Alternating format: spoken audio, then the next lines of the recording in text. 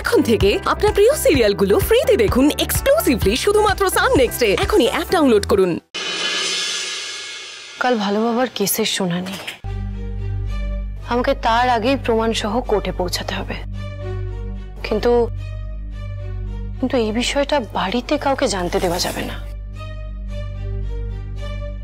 দিদিভাইয়ের কানে একবার এই কথাটা পৌঁছালে দিদিভাই নিশ্চয়ই বাধা দেওয়ার চেষ্টা করবেন।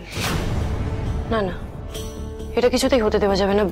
পিচু ভাইয়া, তুমি আমার আশীর্বাদ করো, আমি যাতে এবার সত্যি সত্যি আমার ভালো বাবাকে নির্দোষ প্রমাণ করতে পারি।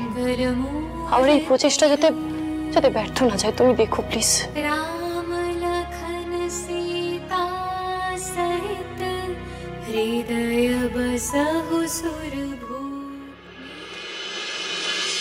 আমাকে তো উকিল বাবুকে সবটা জানাতে হবে। হ্যাঁ, ফোন করি।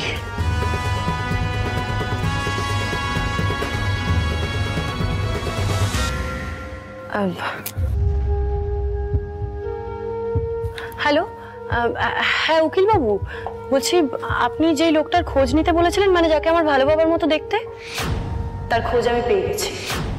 Very good, very good. এতদিনে একটা ওই স্ট্রং প্রমাণ আমাদের হাতে এসেছে। কিন্তু ডালি, শুধু তাকে খুঁজে পেলেই তো হবে না, আমাদের হাতে সময় একদম কম। কালকে কোর্টে তাকে পেশ করব কি করে? সেটা আপনি আমার উপর ছেড়ে দিন। আমি আজ রাতের মধ্যেই তাকে এখানে আনার ব্যবস্থা করছি। না না ডালি, এই ভুলটা তুমি করো না। শোনো, তুমি বোঝার চেষ্টা করো, এরা গুন্ডা, এরা সবকিছু করতে পারে। তোমার যদি কোনো ক্ষতি করে দেয়? উকিল বাবু, আমি নিজের ক্ষতির ভয় পাই না। আমার ভালো বাবার জন্য আমাকে যা করতে হবে আমি তাই করব। শোনো ডালি, তুমি বরঞ্চ রক্তিম বাবুকে একবার জানাও, উনি হয়তো তোমাকে হেল্প করতে পারেন। ভুল ধারণা আপনার। এই লড়াইটা আমার একার।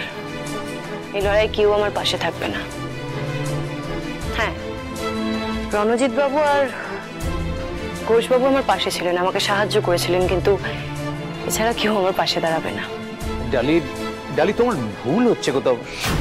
ওনাকে কিচ্ছু জানানো যাবে না, এটাই আমার অনুরোধ, প্লিজ।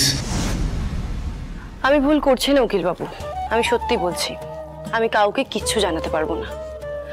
তবে আপনি চিন্তা করবেন না, আমি কাল সকালের মধ্যেই ওই লোকটাকে নিয়ে আদালতে হাজির হব। কিন্তু তারপর সবটা আপনার উপর, আপনি সবটা দেখে নেবেন প্লিজ।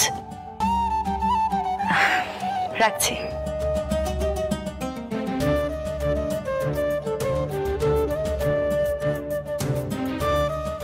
তার মানে আজ রাতের মধ্যেই আমাকে বেরোতে হবে।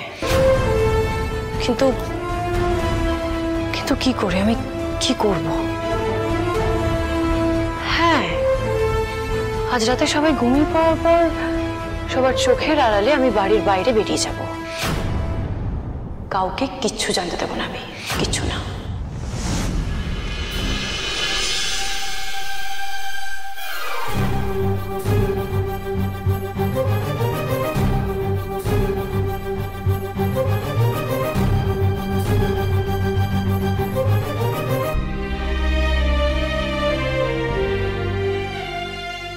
হ্যালো, আমি রক্তিম দেব বর্মন কথা বলছিলাম।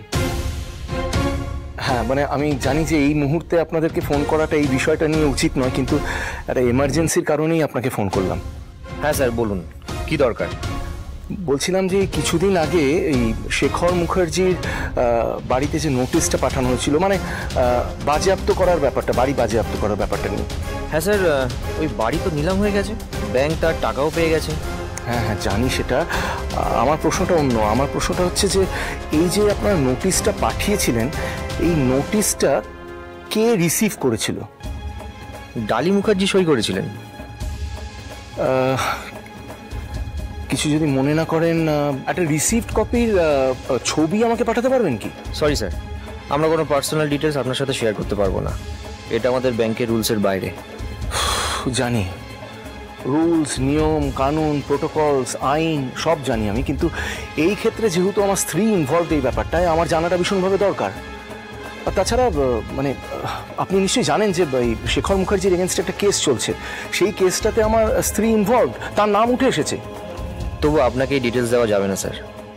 Very sorry. ও তাহলে মিস্টার আমাকেও কিন্তু সরি হতে হবে, কারণ আপনি হয়তো জানেন না আমি আপনার ব্যাংকের একজন ভ্যালুয়েবল কাস্টমার। আমার অনেকগুলো অ্যাকাউন্টস আছে ওখানে, আর তাছাড়া আপনাদের রিকোয়েস্টেই আমি অনেকগুলো পলিসি করেছি। তাহলে সেই সমস্ত পলিসিস অ্যান্ড অ্যাকাউন্টস আমাকে ক্লোজ করতে হবে, সেটা নিশ্চয়ই ভালো হবে না আপনাদের জন্য। এমা না না, সরি স্যার, আমি আপনাকে রাগিয়ে দিতে চাইনি এভাবে। আচ্ছা দাঁড়ান, আমি আপনাকে পাঠাচ্ছি ছবিটা। তবে প্লিজ স্যার, এটা আপনি আর কাউকে জানাবেন না, আমার চাকরি নিয়ে ডাঁটানি হবে। First of all thank you so much. আর আপনার নাম কেউ জানবে না, দ্যাটস এ প্রমিস।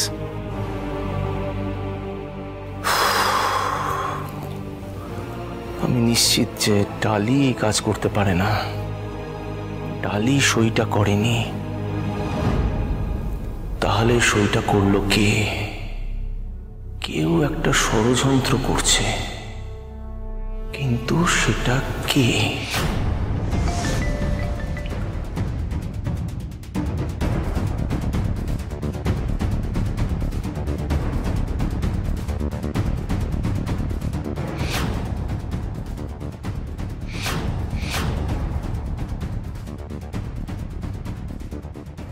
বড় দাদা বাবু,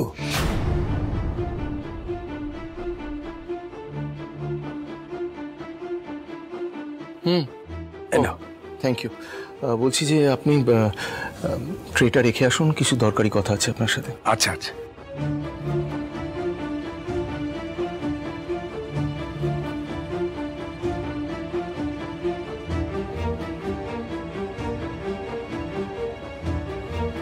ভাইদা, তুমি অফিসের কাজ যেখানে বসে করছো, ডালি কি তোমাকে নিজের ঘর থেকে বের করে দিয়েছে? উনি কেন এমন? না, আসলে কি বলতো, আমি বুঝতে পারছি যে তোমাদের দুজনের মধ্যে যে দূরত্বটা সেটা আরো বেড়ে গেছে, কিন্তু ডালি নিজেই দোষ করে তোমার উপর এরকমভাবে মেজাজ দেখাচ্ছে, সেটা অনুচিত। আমার মনে হয় কি তোমার এবার ডালির সাথে কথা বলা উচিত, তোমাদের সম্পর্কটা এবার। দেখো ঝুম, এই কথাগুলো আমার কাছে ভীষণ অবান্তর লাগছে। এখন অনেক কাজ আছে আমার, পরে কথা বলছি তোমার সাথে।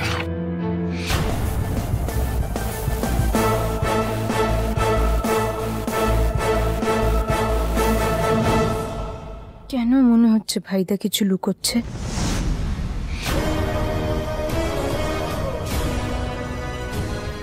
বড় দাদা বাবু, তুমি কি বলবে বলছিলে? বলছি যে ওই বড় মাকে রেখে এসেছেন? হ্যাঁ। আচ্ছা, আপনার সাথে কিছু কাজের কথা ছিল। এদিকে আসুন। বলছি যে